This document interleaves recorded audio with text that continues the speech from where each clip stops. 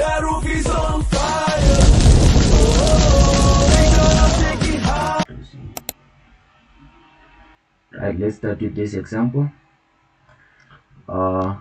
They say that we should draw. Let me pull up the question because I forgot the question. Oh, here's the question. They say that just sketch the graph, right? Which is y equal to cos of x plus 30 degrees, right? So here the first thing that you have to do is to check what's the value of k here, right? The value of k here in this example, you can say that your k equal to how much? Equal to 30 degrees, right? The k is that still doesn't. Can you guys resend the link in the group because some people saying that it still doesn't work. That is fine. I'll record that last. The value of k is equal to 30 degrees. How do you know that this 30 degrees is the value of k? If you come to your bracket here, let me change the color. If you come to your bracket here, whatever it is added or whatever it is minused from the value of x is your value of k, right? So in this example, plus 30 degrees is your value of k, right? Remove quickly. So that's the question. Remove. Okay. In this example, your 30 degrees is the value of k, right? Then the second thing that you have to do after identifying your k value is to check whether your k value is it positive or is it negative, right? Reason why we are checking whether our k value is positive or negative is because we want to check whether our graph should shift to the left or should shift to the right? Now, if your value of k is positive, that means your graph shifts where? It shifts to the left. The reason why I'm saying that is because you will take this. You will take whatever is in the bracket, which is x plus 30 degrees, and you equate it to what? You equate it to 0, right? After that, you'll get that your x equal to what? Minus 30. Now you can see that your value of x is what? Is negative. Or someone can say that x might be confusing because it's already in the what? In the example. Y equal to cos of x plus 30 degrees. You can use a different unknown. Different unknown, most of the time, they use what? They use this k value. Right? They say that k plus 30, they just substitute x with another value, with another constant. I mean, so that they do not confuse the two. They say that k plus 30 degrees equal to 0, right? Therefore, your k equal to what? Equal to minus 30 degrees, right? Where's this sensor? Okay, so now your k equal to how much? Equal to 30 degrees, right? Now, the reason why you were looking for this value of k and all of that, it's because your graph at the beginning, if I'm not mistaken, let me say this is your value of 1, this is minus 1, right? Your course graph starts like this, right? It starts at 1 and then it goes down, right? Your course graph is something like this, right? Now, the value of k determines where your course graph starts at. Does it start at this origin at the y-axis, or where does it start, right? If your equation was y equal to cos of x, here you can rewrite it as y equal to cos of x plus 0, right? X plus 0 degrees. This shows that your cos function starts where? At the origin. It starts at the y-axis, right? So if it is cos of x plus 30 degrees, that means this graph is shifted where? It's shifted 30 degrees to where? To the left, right? That means your graph now moved where? 30 degrees to the left, right? So let me just remove this.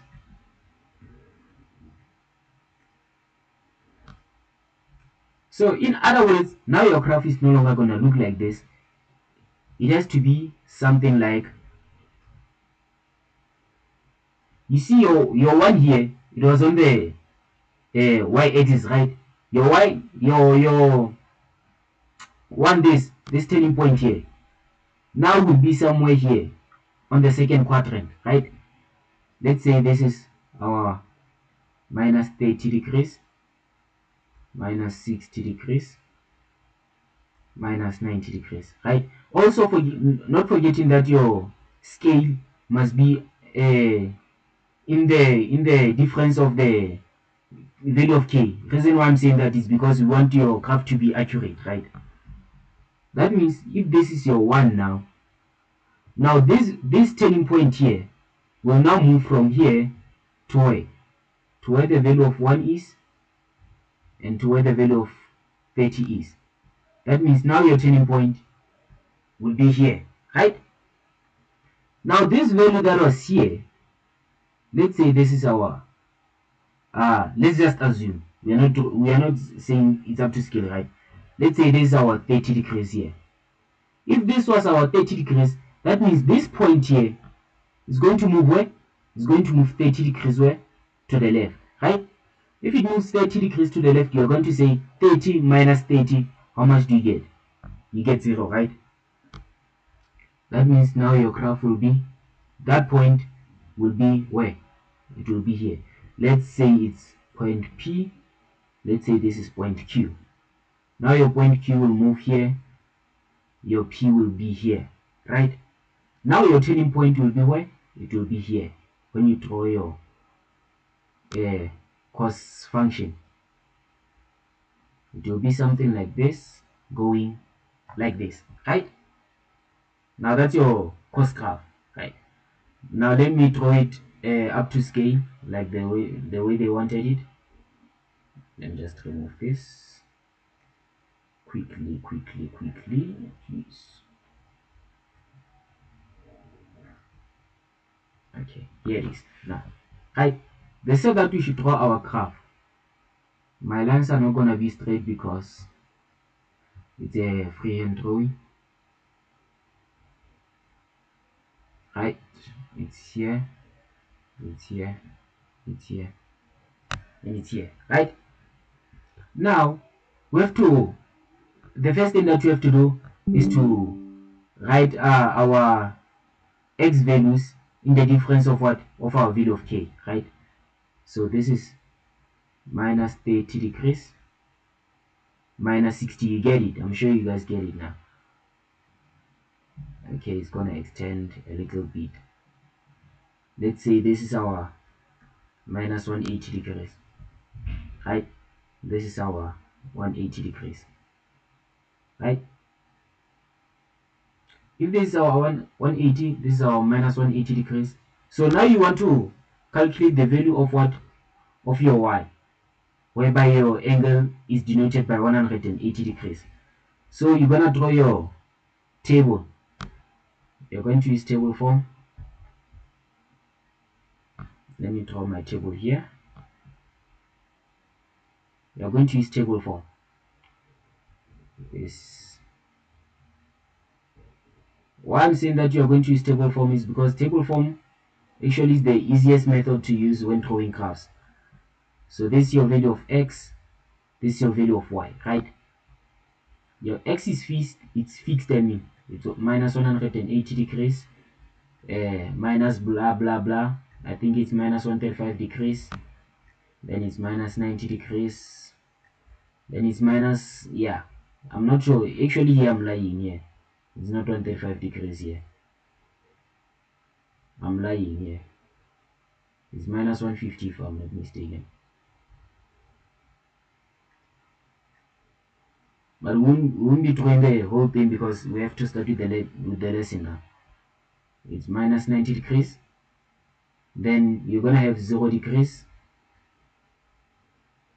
You shouldn't draw your table like the way I'm drawing it now, because now I'm just keeping some values because I want to finish up so that we can start with the actual lesson. Hey, sorry.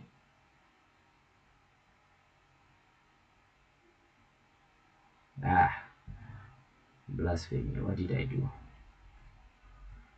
Okay. Then let's say it's 90 degrees. Then here it's 180 degrees, right? If you have that, now you're going to go to your calculator and then you're going to punch cos of minus 180 degrees plus 30 degrees, right? Now you're no longer saying minus 30 degrees. Reason why is because minus 30 degrees, it was to show you where your graph should shift, how your graph should be now. How is it supposed to behave? How is it supposed to shift? How many units is it supposed to shift, whether to the left or to the right or up or down, right? Now you're going to say y equal to cos of minus 180 degrees plus what? Plus 30 degrees. I don't have my calculator near me, so let me just assume it's minus square root of something. Square root 3 over 2, if I'm not mistaken. Cos of minus 180 degrees plus 30 degrees. Oh, and your calculator should be in what? Should be in not radians. It should be in the other format. It should be in degree. It's cos of minus 180 plus 30 degrees, which, yeah, I was correct actually. It's minus square root of 3 over 2, right?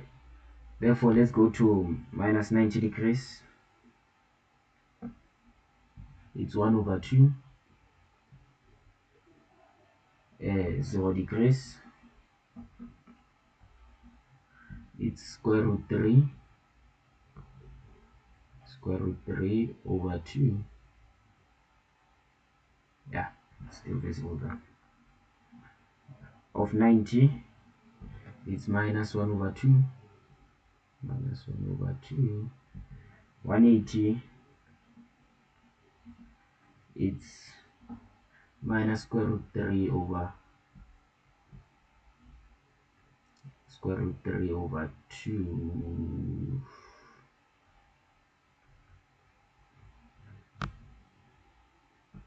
Minus square root 3 over 2, right? Therefore, you're going to plug your values now. Not forgetting your turning point. Your turning point is supposed to be 1, and this is one of the important points that you have to have here. Therefore, it's 180. Therefore, my square root 3 over 2 is what? Is 0. Let me say 1 is negative 1 here. It's gonna be 0.8 something. So let's say it's somewhere here. Let me use the different color actually. Let's say it's somewhere here, right? Therefore, and then again we go to minus 90. Let's say minus 90 somewhere here, 90 degrees. It's 1 over 2, which is half, which is somewhere here. Now you guys can see the pattern now. It's going to be like something like, it's gonna turn, it's not gonna, it's gonna be something like this. That's the pattern. The only thing that's important here is the shifting of your vertices, right? Of your highest points, where they shift and how they shift. Also, your what? Your ending points. Those are the only things that are important. The ending point and the vertices, right? Where are the people now? Where are the people now? I want to start the the actual lesson now. And just remove this. I'm done with this example.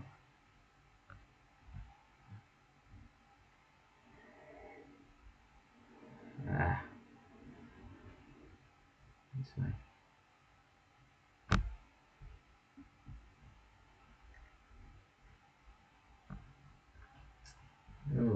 Jesus Christ.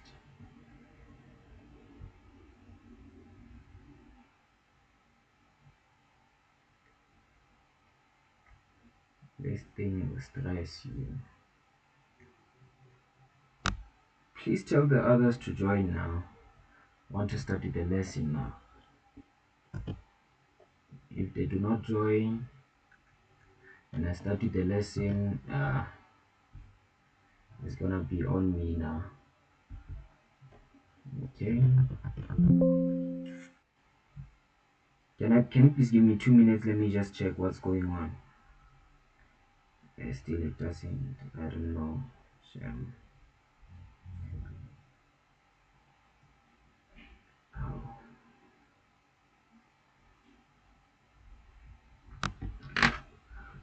Please keep trying.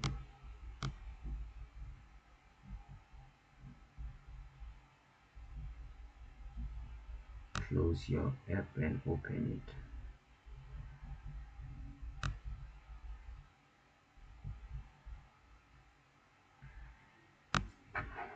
Okay, let me just continue the class. It's fine.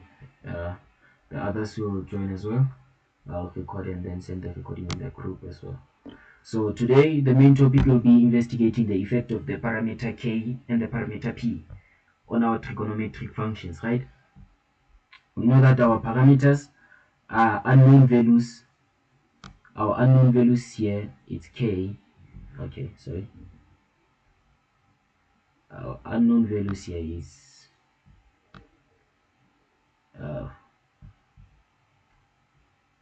our unknown values, it's k and p in this instance.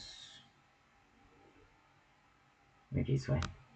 It's our k and p, and we have to investigate what effect these k and p have on our trig functions. These parameters can be any letter, can be anything. Actually here, our p represents what? Is going to represent our amplitude, right? We're going to check how it influences our amplitude, how it makes our amplitude changes, right? And then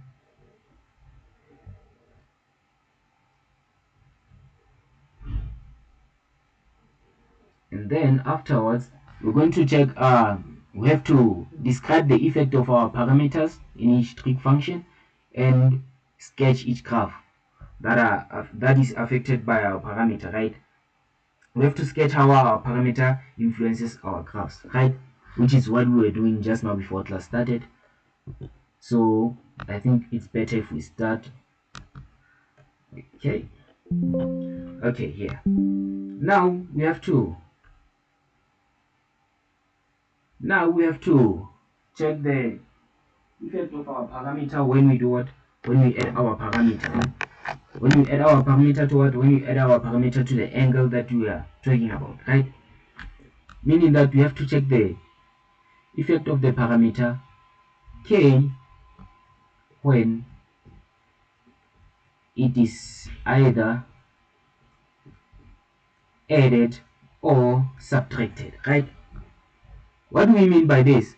We mean that our k can affect our trig functions in each manner by saying y equal to sine of sine of x which represents our angle.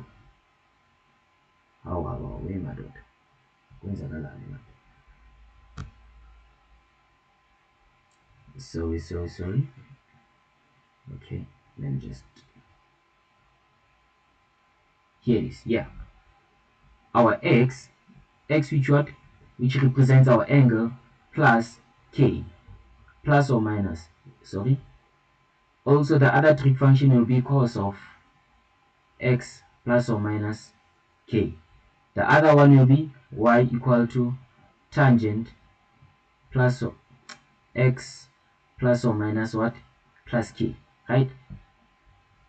Now we have our trig functions here. We have y equal to sine of x plus or minus k, y equal to cos x plus or minus k, and tangent equal to sine of x plus or minus k, right? Okay, sorry. Since we have these three trig functions, we have to start first with the sine and the cos because those ones are simpler to understand. The tangent needs you guys to broaden your view of things, of how tangent what do you use the word? Which word do you use? How tangent actually works and how it changes and how you draw it. Actually, tangent is different uh, than these other two ones, right? You know that your sine, let's say your y equal to sine of x plus k, right? We've already said that when you add the value of k, when the value of k is positive, you have to do what? You have to say x plus k equal to what? Equal to 0. Here you want to check whether your graph is either shifting to the what? To the left or to the right, right? By checking here, by checking whether your graph is either shifting to the left or to the right, you're actually checking where your phase of this trig function is changing to, right? The other word for horizontal shift, which is left or right, is a phase change, right? Phase change means that your angle changes, right? It doesn't actually change, but then it changes. Let's say your highest peak changes its position. That's a phase change, right? Changing your position, right? That means your highest angle, your highest point, I mean, changes position. Also, your ending points, they also change positions, right? So, if you have sine of x plus k, you're going to say, this is a trig, my trig. You say x plus k equal to what? Equal to 0, right? Therefore, after saying x plus k equal to 0, you know what? You say x equal to what? Equal to minus k, right? If your x equal to minus k, this means that your graph is shifting what? Is shifting to the left. Reason why is because your k is what? Is negative, right? Since your k is negative, your graph shifts to the left. If it was something like y equal to sine of x minus k, you're going to take whatever is inside the bracket and equate it to what? And equate it to 0. Sorry? Yeah. Okay. X minus k equal to what? Equal to 0. Right? Therefore, you're going to say x equal to what? Equal to a positive k. Right? Since your k here is what? Is positive, you're going to say your graph is shifting what? Is shifting to the positive horizontal direction. Right? Is shifting to the positive x direction. This one is shifting where? To the negative x direction, right? Same thing with the cos function. If you have y equal to cos of x plus k, you're just going to take whatever is inside the bracket and equate it to what? To 0. X plus k equal to what? Equal to 0, right? Therefore, you're going to say x equal to what? X equal to minus k, right? Same thing if the k value of k here was negative, equal to cos of x minus k.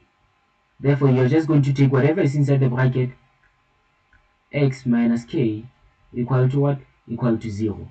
Therefore, you're going to say x equal to k, right? The reason why I'm emphasizing this is because it's important. There's a question that they might put inside in the exam, right? They say that give us the value of the phase change of what? Of this of the following trig function, right? They give you something that is very hard. They are going to start where? They are going to start on reduction. You have to reduce something, and then you get to the point whereby you'll be having an equation that's simpler like this: y equal to sine of something. Let's say, actually here you are given y equal to cos of x plus 90 degrees, right? X plus 90 degrees. And they say that without the use of a calculator, you have to show us the value of what? Of y equal to sine of uh, x minus, let me continue with x plus. x plus 90 degrees, right? Then you have to firstly draw the triangle of this, right? Let's say they say equal to y equal to cos of this, which equal to what? Equal to 5. Yeah, let's say equal to 5 because y value is positive in the second quadrant, right? You have to check your x plus 90 degrees is what? It's in the second quadrant, right? Since it's in the second quadrant, you also have to check that your x plus 90 degrees is what? Is a special reduction formula. If it's a special reduction formula, that means your cos is going to change to what? To a sine now, right? So by changing your cos to a sine, you're going to check, is cos positive on the what? On the second quadrant? It's negative, right? So you're going to say negative sine of what? Of x, right? Therefore, you have negative sine of x, which is equal to what? Which is equal to 5, right? Let me just write it on somewhere. Yeah, you have negative sine of x, which equal to 5. This is just an example, actually. I'm not up to scale, right? Just an example that just came to mind now. So you're going to say sine of what? Of x equal to what? 5 over minus 1, right? Actually, it's going to be minus 5 over 1, but it's the same thing, right? Therefore, now you have to draw your triangle, right? It's in the second quadrant, and sine is what? Is so opposite over what? Over hypotenuse.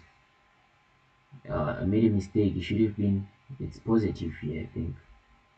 Then it's gonna be 5 over what? Over 1. Then you have to find the value of what? Of x using Pythagoras. After finding the value of x using Pythagoras, now that's when you answer the question. Y equal to sine of what? X plus 90 degrees, right? X plus 90 degrees is what? It's in the second quadrant, right? Since it's in the second quadrant, what's the sign for sine in the second quadrant? It's what? It's positive. And sine is going to change into what? Into a positive cos, right? That means it's going to be y equal to cos of what? Of x, right? Now you have cos of x. Cos of x is what? It will be your adjacent over your hypotenuse, right? Whatever you found there, right? Cos of x.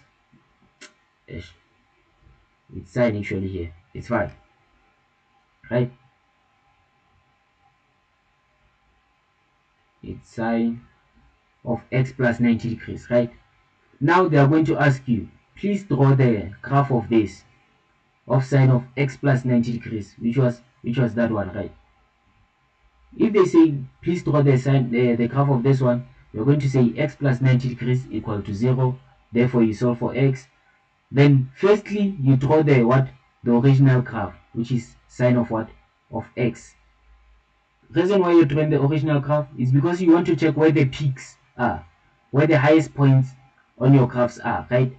And then those highest points, you do what? You move them 90 degrees to what? To the left, right? That is an example. Now let's go back to what? To the actual lesson. They say that the value of k in this context is called what? A phase shift, which is what I've already explained, right? When the value of the parameter, which is the k here, if it's positive, therefore it will move to the left, right? If it's negative, like this, it will move where? It will move to the right, right? And this, it will depend, right? They like giving you guys something like x plus 2, right?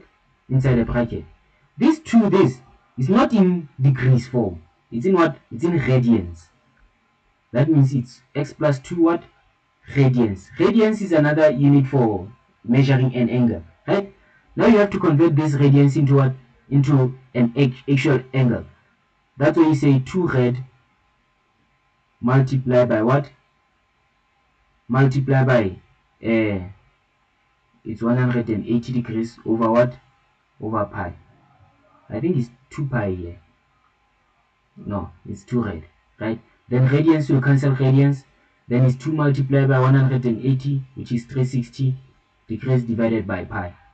This 360 degrees divided by pi is your actual value of what? Of k in degrees form, right? That means now, instead of x plus 2 radians, you have what? x plus 360 degrees over pi, right? Now your graph is going to shift by 360 degrees divided by pi to the what? To the left, right? Now here's an example that I made for you guys. Y equal to sine of x plus 60 degrees, right? Now you have to check in which direction does your trig function shift to, right? Since you have x plus 60 degrees, you know that you have to say x plus 60 degrees equal to 0. That's the first thing that comes to mind. X plus 60 degrees equal to 0, right? Therefore, x equal to what? Negative 60 degrees. If your x is negative, you know that it shifts to the left, right? Then you have the second one. Y equal to sine of x minus 60 degrees, right? Then you just take whatever is inside the bracket and equate it to what? To 0. X minus 60 degrees equal to 0. Therefore, you say x equal to what? Equal to 60 degrees, right? Therefore, if it's positive, you know where it shifts to the right, right? You see, that's simple. That's simple. That's in the simplest form that I tried to put for you guys. If you still don't understand, please let me know. Let me just go back to the meeting so that I can see if you don't understand. Okay. Now we go to the second slide, right? The second slide.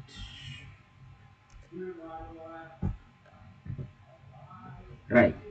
Now we are done with the effect of parameter of what? When k is inside the bracket, right? Which is in the format of x plus of what? Of k. So now we want to go to where? To the parameter whereby it is multiplying the trig function, our trig function.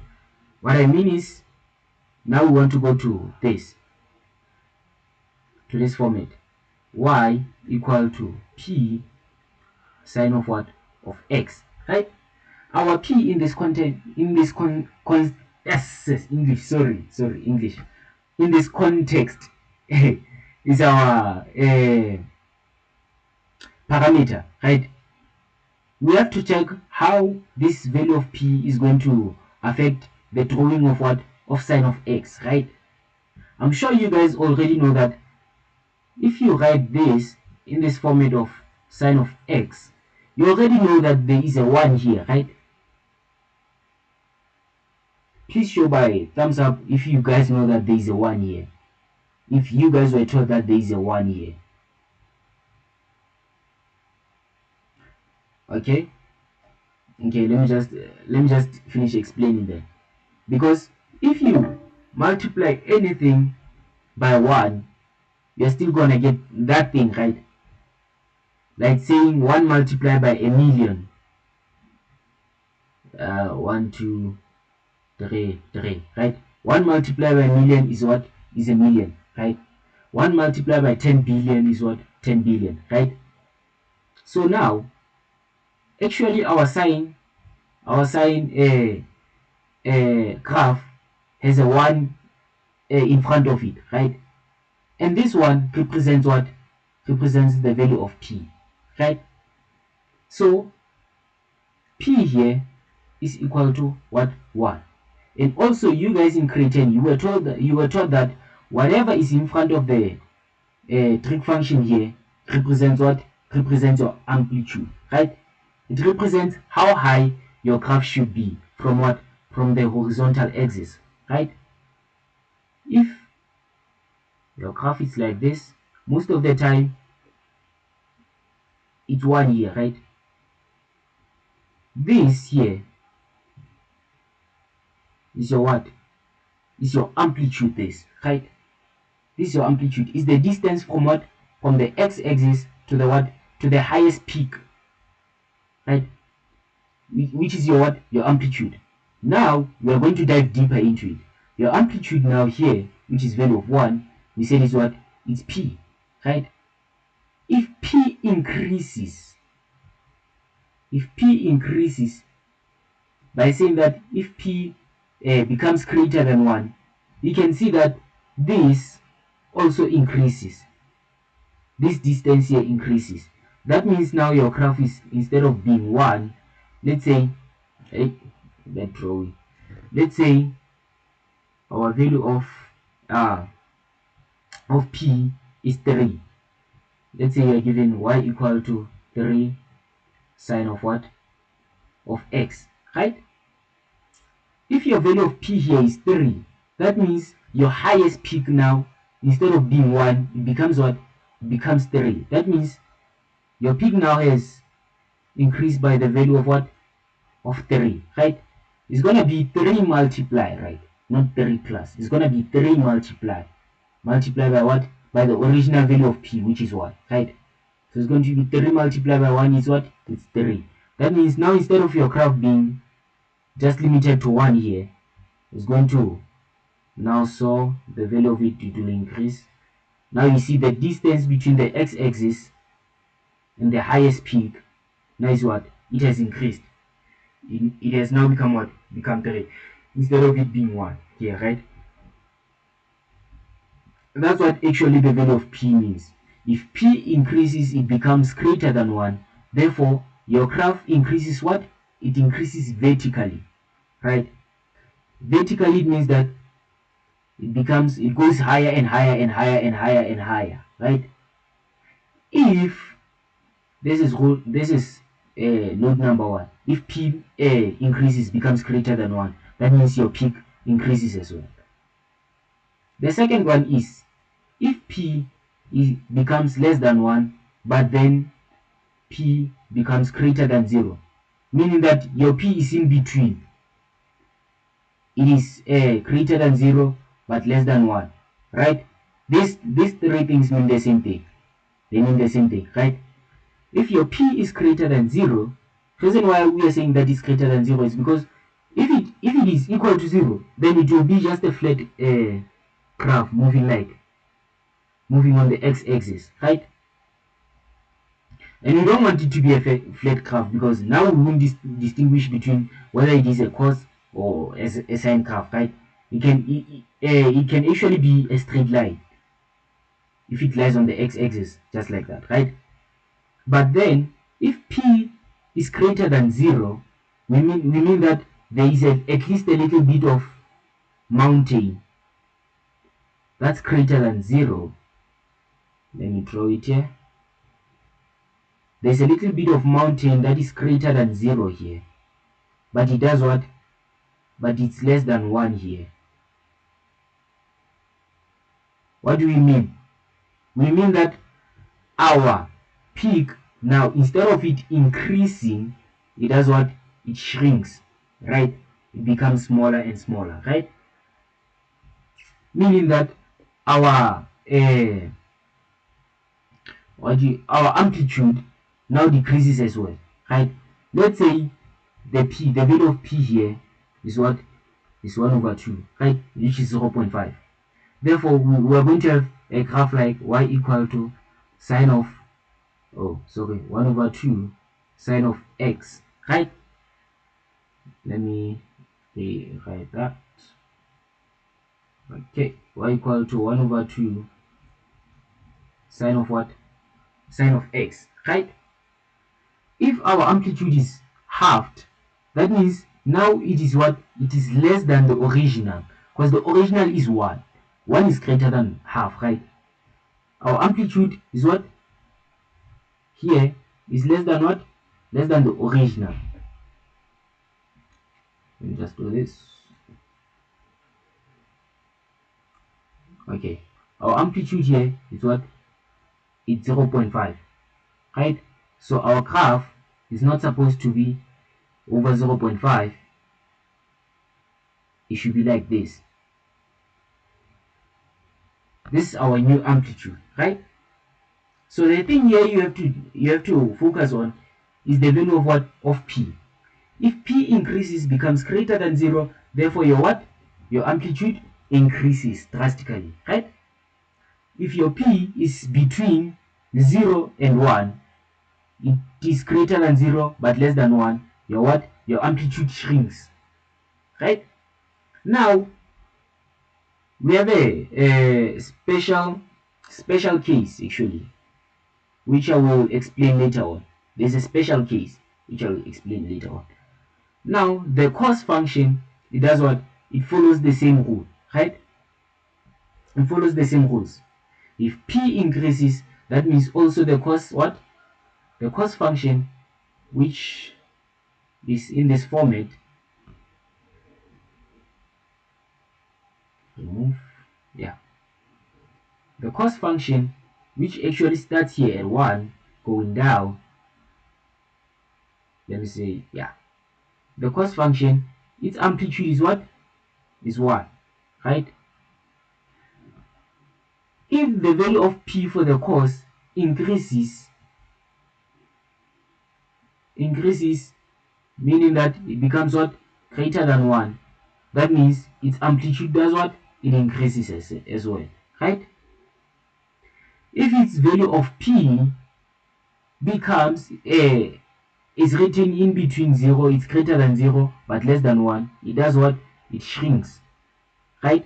Your graph must be in between 0 and 1 when you draw it to verify whether it's correct or not, right? Your turning point must be between what?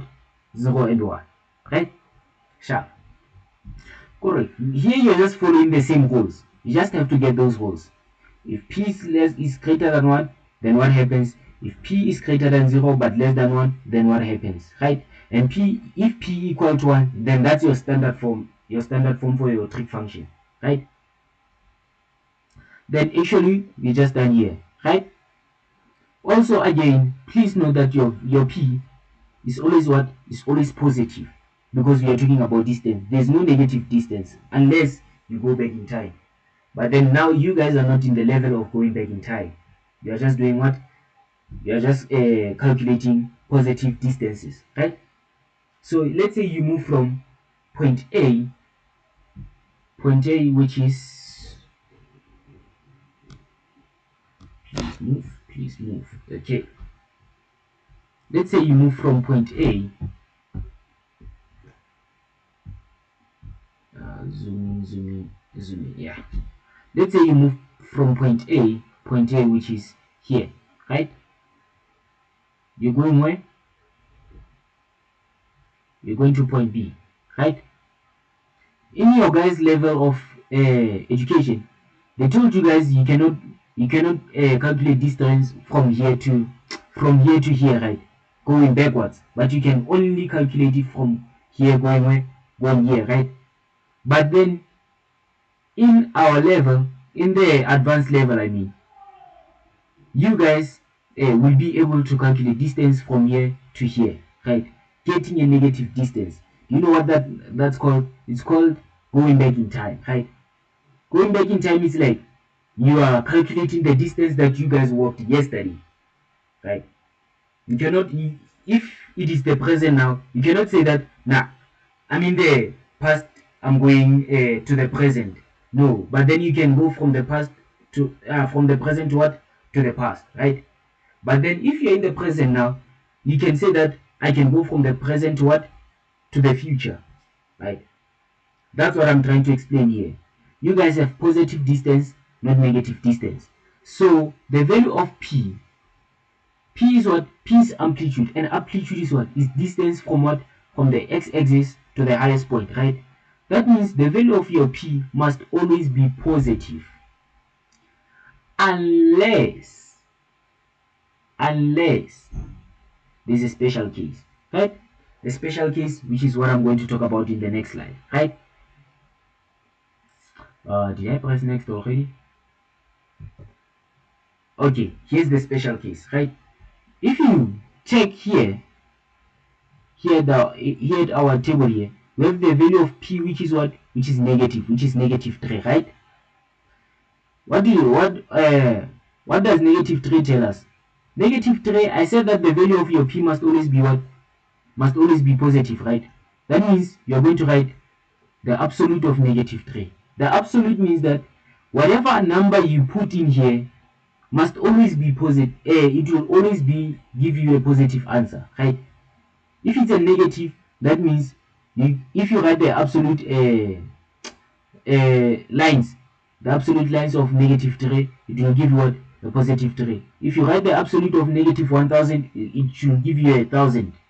The absolute of a billion, of a negative billion, should be a billion. The absolute of positive thousand is a positive thousand, right? So that means this line represents what? Represent positive, right? Now, the since our p-value is what? Is negative 3. If we put it inside the absolute values, it will give us what?